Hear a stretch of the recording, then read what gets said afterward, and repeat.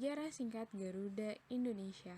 Pada tahun 1947, tepatnya 1 Agustus, maskapai negara Belanda KLM mendirikan maskapai baru di Indonesia yang diberikan nama KLM IIB sebagai pengganti maskapai sebelumnya yang bernama KNI LM. Pada tahun 1949, Indonesia memiliki pesawat pertama kalinya yang diberikan oleh para saudagar Aceh. Pesawat ini diberikan nama Seulawah. Pesawat ini melakukan perjalanan pertama kali pada tanggal 26 Januari 1949 dari Kolkata, India ke Yangon, Myanmar. Pada tanggal ini pula ditetapkan sebagai tanggal berdirinya Garuda Indonesia. Selanjutnya pada tahun 1969 diresmikannya nama Garuda Indonesian Airways sebagai pengganti nama sebelumnya yang memiliki beberapa pesawat baru. Pada tahun 1985, pada masa kepemimpinan Ray Alton Johannes Lumenta, Garuda Indonesia mengubah namanya dan logonya pada seluruh badan pesawat, serta pada tahun 1990, Garuda Indonesia mulai memperluas penerbangan ke negara Eropa. Seiring berkembangnya waktu, pada tahun 2009, Garuda Indonesia membuat gebrakan baru yaitu Quantum Leap, dengan memperbesar perusahaannya dengan meningkatkan armada dari 62 menjadi 116, dan pada tahun 2011 Garuda Indonesia tercatat IPO di Bursa Efek Indonesia dengan pemilik saham utama PT Trans Airways sebesar 10,9%. Pada tahun 2014 Garuda Indonesia tergabung dengan SkyTeam, dan pada beberapa pesawat diberikan logo SkyTeam serta mendapatkan penghargaan dari Skytrax sebagai 5-star airline. Selanjutnya pada tahun 2018 Garuda Indonesia memiliki 143 pesawat dan terus meningkatkan jumlah armadanya hingga saat ini. Dan pada tahun 2018, Garuda Indonesia juga mendapatkan The World's Best Airline Cabin Crew sejak tahun 2014 secara berturut-turut. Hingga saat ini, Garuda Indonesia memiliki 600 lebih penerbangan per hari dengan mengutamakan tagline Garuda Indonesia Experience. Dan efficient market share in Indonesia per tahun 2015 merupakan peringkat kedua tertinggi di antara maskapai lainnya, dan sampai saat ini Garuda Indonesia tetap terus meningkatkan pelayanan dan memberikan yang terbaik. Selanjutnya adalah company profile dari Garuda Indonesia. Berikutnya adalah company profile dari Garuda Indonesia. Garuda Indonesia merupakan salah satu layanan penerbangan full service terbaik di Indonesia. Maskapai flag carrier Indonesia yang saat ini melayani lebih dari 90 destinasi di seluruh dunia dan berbagai lokasi eksotis di Indonesia dengan jumlah penerbangan mencapai 600.000 penerbangan per hari. Garuda Indonesia memberikan pelayanan terbaik melalui konsep Garuda Indonesia Experience yang mengedepankan Indonesian hospitality, keramah tamahan, dan kekayaan budaya Indonesia. Garuda Indonesia Group mengoperasikan 202 armada pesawat sebagai jumlah keseluruhan dengan rata-rata usia armada di bawah 5 tahun. Adapun Garuda Indonesia sebagai main brand saat ini mengoperasikan sebanyak 144 pesawat, sedangkan Citylink mengoperasikan sebanyak 58 armada.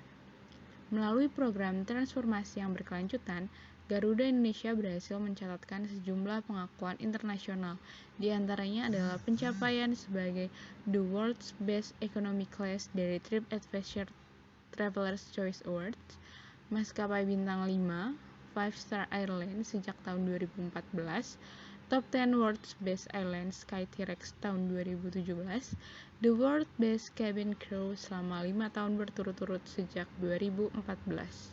Selain itu, pada tahun 2017 lalu, Garuda Indonesia juga berhasil meraih predikat bintang 5 dari Airline Passenger Experience Association atau APEX, sebuah asosiasi nirlaba untuk peningkatan pengalaman penumpang penerbangan yang berkedudukan di New York, Amerika Serikat. Dan untuk visi misi perusahaan adalah menyediakan nilai tertinggi kepada pelanggan melalui keramah tamahan Indonesia. Dan untuk tagline saat ini adalah Because You Matter bersama Garuda Indonesia. We understand you because you matter. Sekarang kita masuk ke pembahasan utama. Pertama kita lihat dulu laporan keuangan yang kita peroleh dari annual report PT Garuda yang bisa kita akses melalui website resminya. Nah, kalau kita lihat secara sekilas, di sini nggak kelihatan ada yang aneh gitu. Pendapatannya 3,5, tahun 2023 3,4, dan kita lihat di laba rugi tahun berjalan di sini dia dapat profit 5 juta dan di tahun 2017 itu masih rugi 213 juta. Nah, kalau dilihat dari sekilas dari hanya di annual report tahun 2018, itu kayak nggak ada yang kelihatan aneh. Tapi kalau kita lihat tahun 2000 laporan keuangan di tahun 2019, nah di sini ketahuan nih, ternyata ada yang beda laporannya. Kalau kita lihat nih, yang kiri itu 2019, yang kanan 2018, kita langsung aja lihat ke bagian di laba rugi besar, di laba rugi tahun sejalan. Nah di sini ternyata di tahun 2018 itu rugi 228 juta. Ternyata beda kan? Kalau di Januari tahun 2019 itu dia mengalami rugi 228 juta, tetapi di Januari tahun 2018 itu untuk untung 5 juta dolar gitu. Nah ternyata ini yang sempat rame sebelumnya kasusnya ini karena adanya perbedaan nilai ini. Jadi dari sini bisa disimpulkan kalau karena kan kasus yang akan kita bahas ini di tahun 2018. Jadi eh, yang nilai di laporan keuangan tahun 2019 itu laporan yang benar, Mbak. Nah, ini laporan yang sudah diaudit dan sudah dibenarkan. Sedangkan di audit ini laporan yang salah. Nah, kalau dari media massa ya, kita lihat kalau ada kasus skandal akuntansi yang paling terkenal di Indonesia adalah kasus PT Garuda Indonesia (PGK). Kasus ini terjadi pada tahun 2018 yang menyebabkan pemberian sanksi kepada PT Garuda Indonesia Tbk dan kantor akuntan publik, Pasner Sirumpea, dan kantor akuntan publik Tanubrata Sutanto, Fahmi Bambang, dan rekan. Nah, dari kasus ini bisa kita jelaskan juga tadi mengapa ada perbedaan di laba rugi berjalan tahun 2018 dalam annual report 2018 dan laba rugi berjalan tahun 2018 di annual report tahun 2019. Kasus ini, sekali lagi keringkasannya, kasus ini diawali dengan adanya kejanggalan di dalam laporan keuangan yang ditemukan oleh Komisaris PT Garuda Indonesia. Kejanggalan tersebut disebabkan oleh adanya pengakuan pendapatan yang dinilai belum memenuhi syarat untuk diakui, hingga hal ini tidak memenuhi persyaratan pencatatan akuntansi yang telah diatur di dalam PSAK atau pernyataan standar akuntansi. Jadi ini merupakan ringkasan ini hal-hal yang terlihat jelas perbedaannya dan yang dapat menyebabkan dampak-dampak ke PT Garuda Indonesia-nya sendiri. Nah, untuk dampak-dampaknya, mari terus simak video ini. Selanjutnya adalah dampak kasus laporan keuangan Garuda Indonesia tahun 2018. Yang pertama adalah dampak dengan pemegang saham. Pada kasus laporan keuangan emiten penerbangan Indonesia milik BUMN ini berdampak juga terhadap para pemegang saham. Para pemegang saham di Bursa Efek Indonesia mempunyai saham Garuda Indonesia ini menjadi trust issue terhadap laporan keuangan Garuda Indonesia. Tahun 2018 sempat mengalami kerugian yang cukup signifikan hingga 3 triliun rupiah. Ditambah di tahun tersebut kondisi nilai tukar rupiah pada saat itu melemah dan juga harga minyak dunia tidak stabil. Hal tersebut menjadi pertanyaan besar oleh para pemegang saham. Tetapi, mayoritas pemegang saham masih menaruh kepercayaan kepada emiten milik BUMN tersebut dengan tidak menarik sahamnya. Hanya beberapa pemegang saham saja yang mengalami trust issue terhadap kasus ini.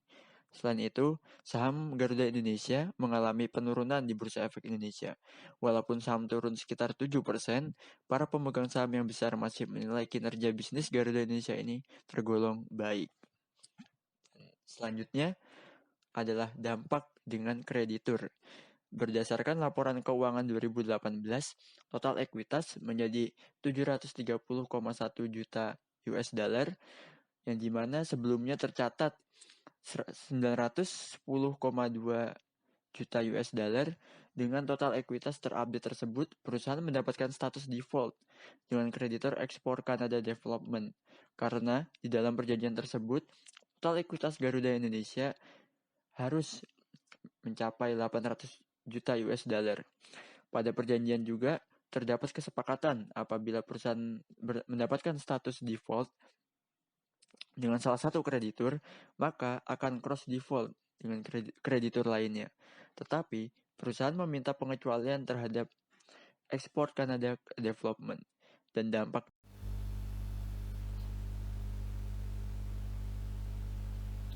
Baik, selanjutnya kita memasuki ke slide mengenai pelanggaran etika profesi yang dilakukan oleh akuntan publik dari PT Garuda Indonesia. Sudah kita ketahui bahwa pelanggaran etik yang dilakukan oleh akuntan publik dalam memeriksa laporan keuangan pada PT Garuda Indonesia menyebabkan pemberian sanksi dari Pusat Pembinaan Profesi Keuangan atau PPPK dengan menjatuhkan sanksi pembukuan izin kepada akuntan publik, yaitu Kasner Sumapea selama 12 bulan. Perlu kita ketahui pada dasarnya seorang auditor memiliki suatu kode etik yang mau tidak mau harus mereka patuhi. Berdasarkan kasus dari PT Garuda Indonesia tersebut, terdapat 4 dari 5 kode etik profesi akuntan publik yang dilanggar oleh akuntan publik dalam memeriksa laporan keuangan, khususnya pada PT Garuda Indonesia ini. Kode etik profesi tersebut ialah integritas, kompetensi, perilaku profesional, dan objektivitas. Kode etik inilah yang akan kami bahas pada slide kali ini.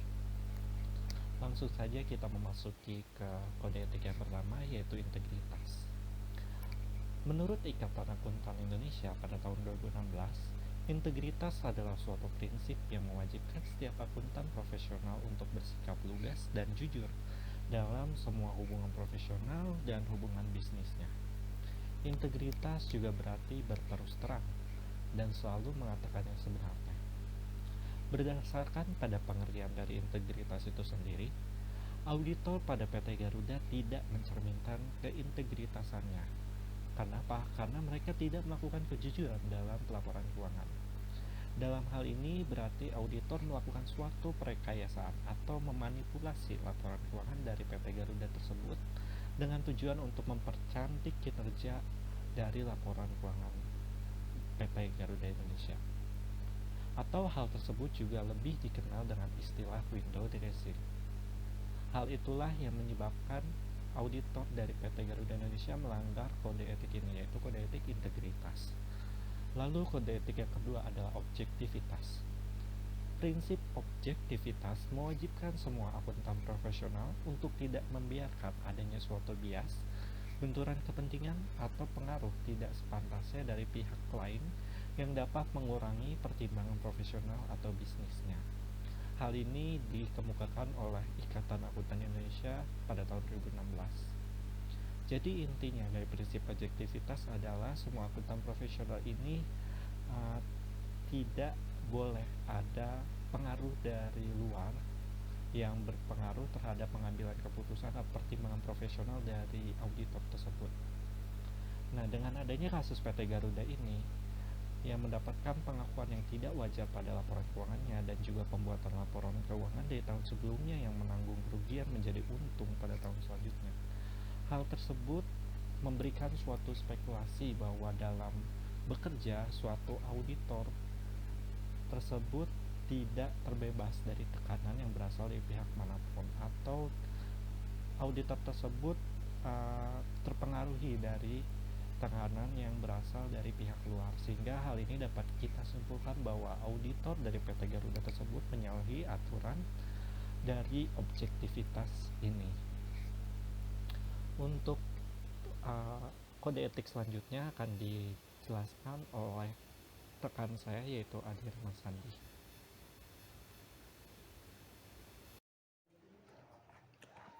Baik, terima kasih kepada Saudara Rehan Darmawan. Saya akan meneruskannya. Poin ketiga adalah kompetensi dan perilaku profesional. Menurut Ikatan Akuntan Indonesia, prinsip kompetensi dan kehati-hatian profesional mewajibkan setiap akuntan profesional dalam hal yang pertama, memelihara pengetahuan dan keahlian profesional pada tingkat yang diperlukan untuk menjamin klien atau pemberi kerja dapat menerima layanan profesional yang kompeten. Lalu yang kedua, bertindak cermat dan tekun sesuai dengan standar teknis dan profesional yang berlaku ketika memberikan jasa profesionalnya.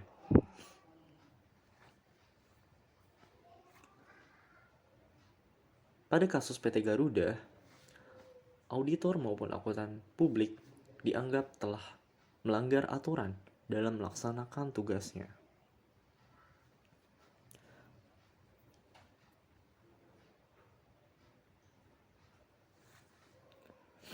Dalam kasus tersebut, auditor Garuda Indonesia tidak melaksanakan kehati-hatian profesional, sehingga menyebabkan ketidaktahuan akan terjadinya rekayasa pencatatan yang berujung kepada kerugian bagi Garuda Indonesia. Tetapi, tindakan yang dilakukan adalah sebaliknya, yakni melaporkan keuntungan, serta dilakukannya pembayaran pajak atas pendapatan yang sebenarnya belum diterima. Kemudian di samping itu, mengacu kepada standar profesional yakni SAK yang berlaku di Indonesia, kasus ini juga telah melanggar undang-undang lain, yakni Undang-Undang Pasar Modal. Hal tersebut menyebabkan semua pelanggaran etika, baik yang dilakukan oleh auditor maupun akuntan publik, menyebabkan tidak dijunjungnya sikap profesionalisme yang tinggi, yang pada akhirnya akan menurunkan kepercayaan publik terhadap profesi akuntan publik maupun auditor. Kemudian, yang keempat adalah perilaku profesional. Akuntan sebagai seorang profesional tentunya dituntut untuk berperilaku konsisten, selaras dengan reputasi profesi yang baik, dan menjauhi tindakan yang dapat menyebabkan diskredit terhadap profesinya sendiri. Dalam kasus ini, manajemen Garuda dan KAP yang telah melaksanakan audit laporan keuangan diduga tidak berperilaku profesional karena telah sengaja melakukan rekayasa dalam melaporkan laporan keuangan. Hal tersebut tentunya akan mendiskreditkan atau mencoreng nama baik profesinya. Hal ini dilakukan dengan harapan seolah manajemen dapat meningkatkan kinerjanya secara signifikan, mengingat sebelumnya hanya ditarget rugi, namun bisa menghasilkan keuntungan. Maka dari itu, dapat diindikasikan bahwa mereka telah memperoleh bonus performance atas kinerjanya di tahun 2018.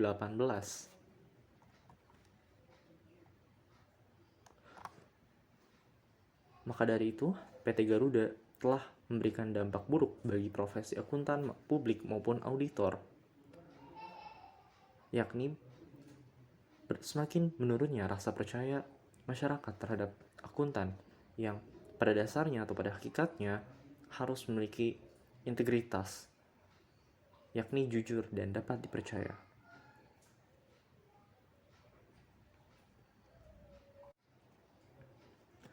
Rekayasa laporan keuangan Garuda Indonesia dalam kasus ini terdeteksi adanya manipulasi dalam penyajian laporan keuangan. Hal tersebut dianggap sebagai bentuk penipuan yang tentunya merugikan setiap stakeholder dari Garuda Indonesia, baik publik maupun para investor.